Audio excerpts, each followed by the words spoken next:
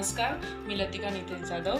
आपल्या आवडत्या चॅनलमध्ये म्हणजे मुक्काम पोस्ट कणकवलीमध्ये आपले स्वागत आहे. आज मी करणार आहे मालवणची गोडी डाळ. ही आपण शुभ कार्यात नेहमी उपवासाला असतेच. यामध्ये आपल्याला काय घ्यायचं आहे तर हे 4 वाटी मी तुरीची डाळ घेतली. फक्त ही 4 वाटी मी 4-5 तास भिजत टाकून उकडून घेतलेली आहे. त्यानंतर आपल्याला ह्याच्या अंदाजाने आपल्याला मी 1 नारळ खवून घेतलेला आहे, किसून घेतलेला आहे.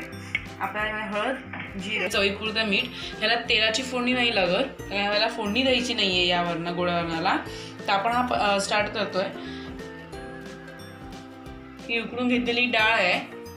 त्यानंतर पण हे खोबरं आपण नारळाच्या ह्याच्यात घेऊन घेणार आहे मिक्सरमध्ये. आता आपण या गोड डाळीचं वाटण तयार करतोय. ह्याच्यासाठी लागणार आहे आपल्याला किसून घेतलेला नारळ,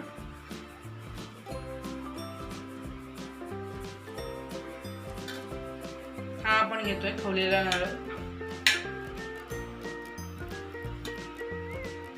हा साधारण मी 1 नारळ घेतलेला आहे. ह्याच्या अंदाजाने तुम्ही तुमची तुरीची डाळ किती असेल त्याच्या अंदाजाने तुम्ही घेऊ शकता.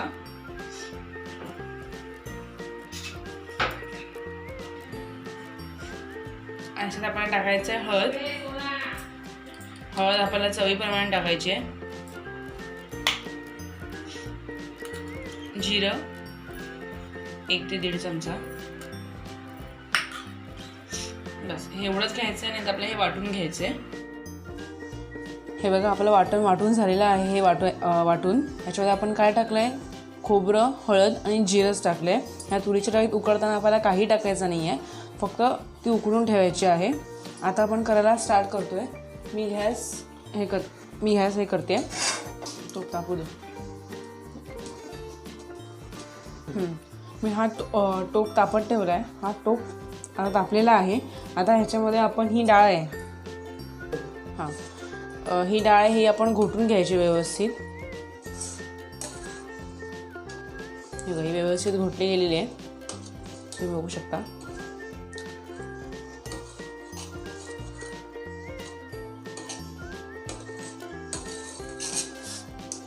आज वटपौर्णिमा म्हणून स्पेशल गोडी डाळ केलेली आहे.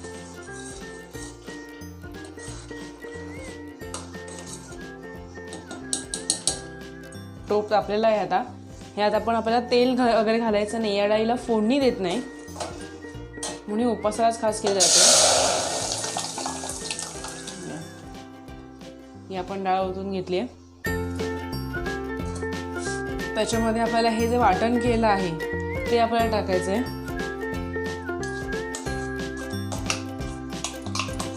आपण या वाटण्यामध्ये हळद टाकली होती, त्याच्यामुळे आपल्याला परत वरतून हळद टाकायची गरज नाही आहे. साधी, सोपी आणि सरळ रेसिपी आहे आणि खूप छान लागते चवीला.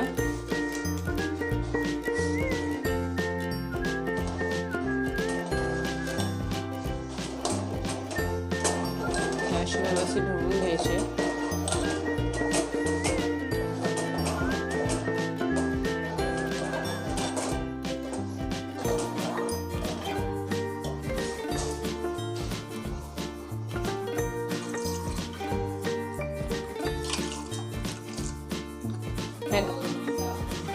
ह्या डाळीमध्ये आपल्याला आवश्यकतेनुसार पाणी टाकायचं आहे. तुम्हाला जेवढं पाणी लागेल, म्हणजे जेवढं तुम्ही घट्ट खाता, पातळ खाता, त्याच्यावर तुम्हाला पाणी टाकायचं आहे.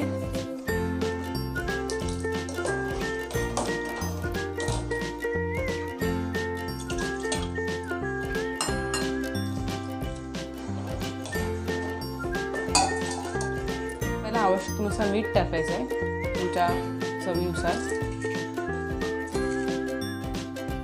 मी 1 ते 1.5 चमचा टाकले.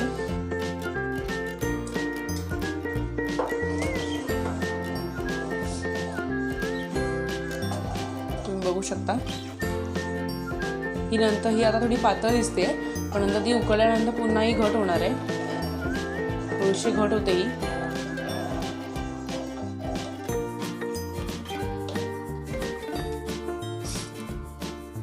आता मीठ आपल्याला उकडू द्यायचं आहे. आपण ह्यात तेलाची फोडणी दिलेली नाही आहे की कोकम टाकला नाही आहे, काही करायचं नाही आहे. गोडवरण हे असंच छान लागतं आणि असंच करतात.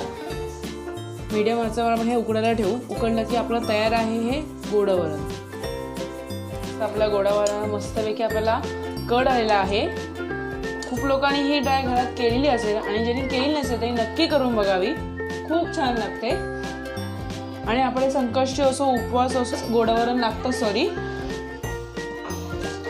आणि खूप सुंदर अशी डाळ होते. छान कड आलेला आहे. ह्याला फोडणी द्यायची नाही आहे, लक्षात ठेवा. ह्याला तेलाचा वापर नाही करत आपण ह्या गोडावरणाला. नाही फोडणीला आपण काय देतो, हे असंच उकडून घ्यायचं असं सर्व. गोडावरण व्यवस्थित झालेलं आहे.